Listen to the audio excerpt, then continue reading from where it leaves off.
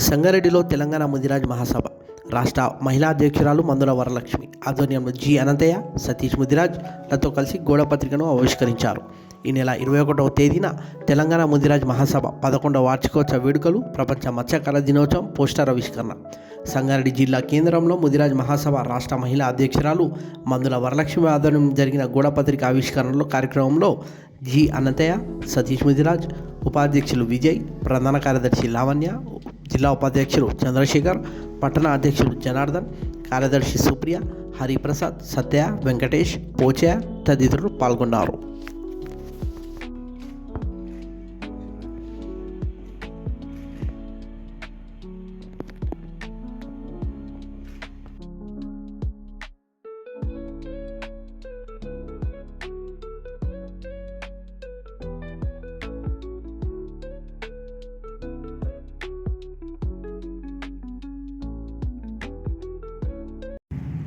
బండ ప్రకాశన్ ఆదేశాలనుసారం మా అక్క తెలంగాణ రాష్ట్ర మహిళా ముద్రాజ్ సంఘం అధ్యక్షురాలైన వరలక్ష్మి అక్కకు మరియు అందరికీ, నా తోటి సోదరులందరికీ, ముద్రాజ్ బంధువులందరికీ నమస్కారం.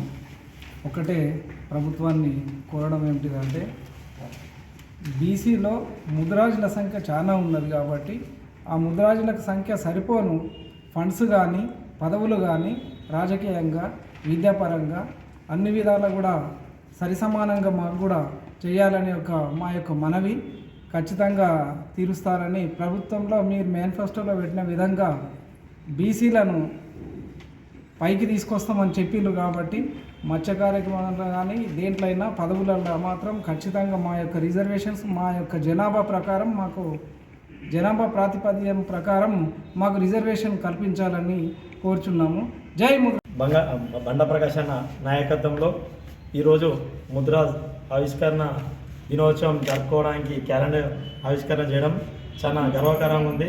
మా ముద్రాజులందరూ ఐకమత్యం గురించి బండ ప్రకాశన్న పోరాటం చేయడం చాలా సంతోషం.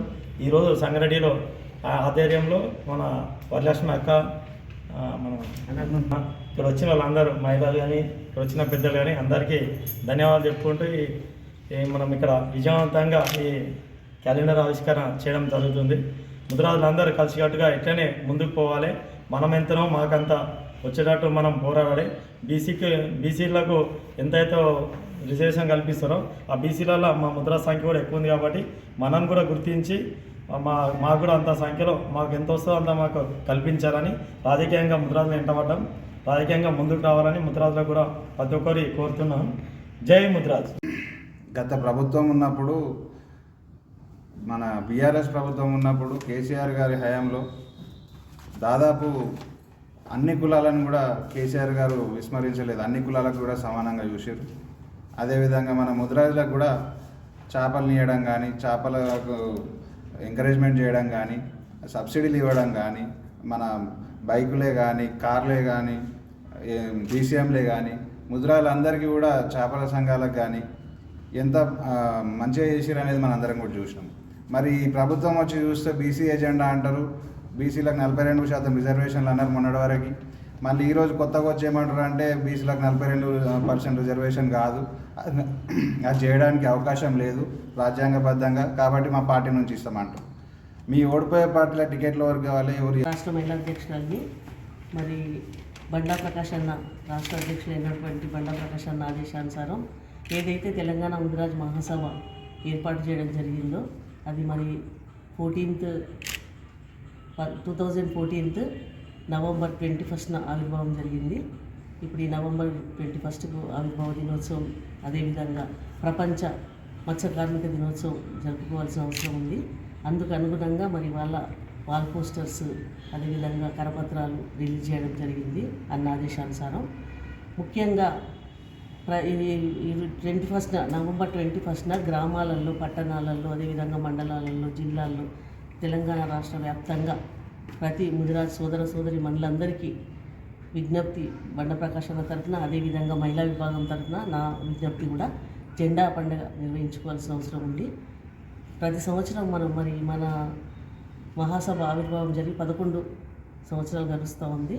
మరి ప్రతి సంవత్సరం మనం ఈ పండుగ చేసుకుంటూ ఉన్నాం, జెండా పండుగ. ఈసారి కూడా ప్రతి సంవత్సరం కన్నా ఎక్కువ సంఖ్యలో మరి ఎక్కువ ఉత్సాహంతో మనం జరుపుకోవాల్సిన అవసరం ఉంది. ముదిరాజ్ సోదరిమణులు ఇప్పటికీ మర్చిపోవద్దు. ఇప్పుడు రాబోయేది రూరల్ ఎలక్షన్స్, ఏవైతే పంచాయతీరాజ్ ఎలక్షన్స్ జరగబోతూ ఉన్నాయి.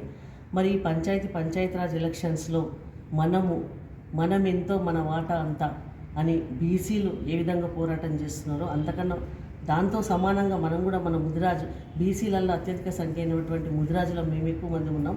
మాకు కూడా సమానమైన అవకాశాలు రావాలా ముదిరాజులకని మనం కూడా అడగడం జరుగుతూ ఉంది. ప్రతి సంవత్సరం ప్రతి గవర్నమెంట్ ఉన్నా మరి అదేవిధంగా ఇప్పుడు మన ఎలక్షన్స్ రాబోతున్నాయి, రూరల్ ఎలక్షన్స్ కాబట్టి ఖచ్చితంగా ఈసారి కూడా మనం పోరాటం చేసి అయినా ఈ విధంగా మనం చక్కగా మన కార్యక్రమాలు మనం నిర్వహించిపోతున్నప్పుడు మనకు కూడా ఖచ్చితంగా అవకాశాలు వస్తాయి. అవకాశాలను చేజిక్కించుకోవాల్సిన అవసరం మనకుంది.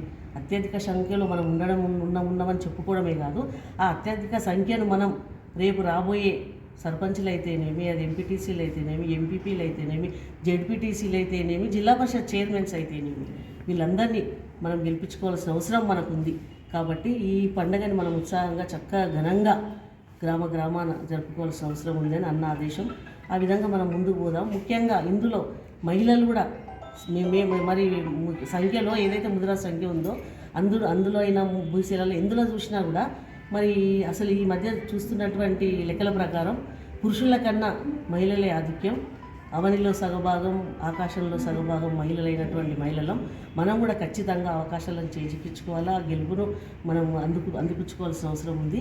కాబట్టి ఈ ప్రోగ్రాంలో మనం మనకి ఇస్తున్నటువంటి అవకాశం, ఇది సదవకాశం. ఈ ప్రోగ్రామ్స్లో మనం ఏ పార్టీలకు అతీతంగా ఏ పార్టీలైనా పర్వాలేదు, అది మన సొంతం, అది మన ఇండిపెండెంట్, మనకు అది ఉంది, ఆ హక్కు మనకు ఉంది. కాబట్టి ఏ పార్టీలో ఉన్న సోదరిమణులు ఎవరైనా కూడా కులం వరకు వచ్చే వరకు, బీసీల వరకు వచ్చే వరకు ఏ విధంగా ఒకటవుతున్నామో కులంలో కూడా మనమంతా ఆల్రెడీ ఏకమయ్యే ఉన్నాం. అయినప్పటికీ కూడా ఇంకా తెలియని వాళ్ళకి తెలియజెప్తూ మనం ఏకంగా ముందుకు పోతూ ఐక్యంతో మనకు రావాల్సిన అవకాశాలను మనం చేజిక్కించుకోవాలా.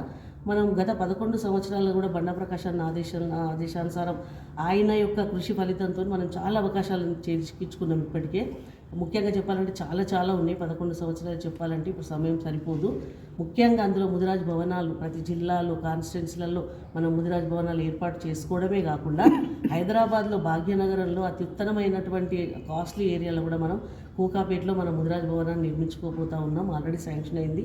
నిర్మాణాల లోపమే కొద్దిగా జరిగింది. గవర్నమెంట్ అవకతవకల వల్ల, గవర్నమెంట్ చేంజ్ అవ్వడం వల్ల మనకు కొంచెం ఆలస్యం జరుగుతూ ఉంది. ఇలాంటివి చెప్పుకుంటూ పోతే ఎన్నో ఉన్నాయి మత్స్యకార్మికులకు సంబంధించినటువంటివి కూడా.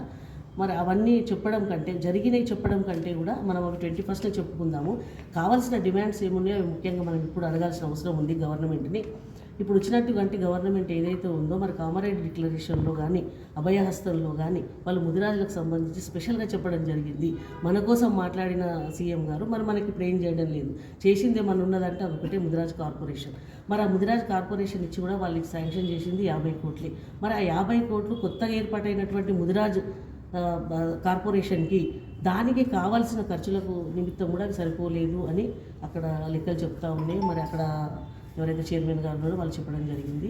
మరి మనకు కావాలంటే మరి పబ్లిక్ అందాలంటే ముదిరాజ్ సోదరులకు ఆ యొక్క లాభాలు పొందాలన్నా, వాళ్ళకి అవకాశం రావాలన్నా మరి ఇవ్వాల్సింది ఆ 50 కోట్లతో సరిపోలేదు. సీఎం గారు పెద్ద మనసు చేసుకొని మా ముదిరాజుల పట్ల తను తప్పకుండా 1000 కోట్లు శాంక్షన్ చేయాలని, మరి ఆ ముదిరాజులకు మేము ఉపయోగించుకోవడానికి అవకాశం ఉంటుందనేది ఒకటి.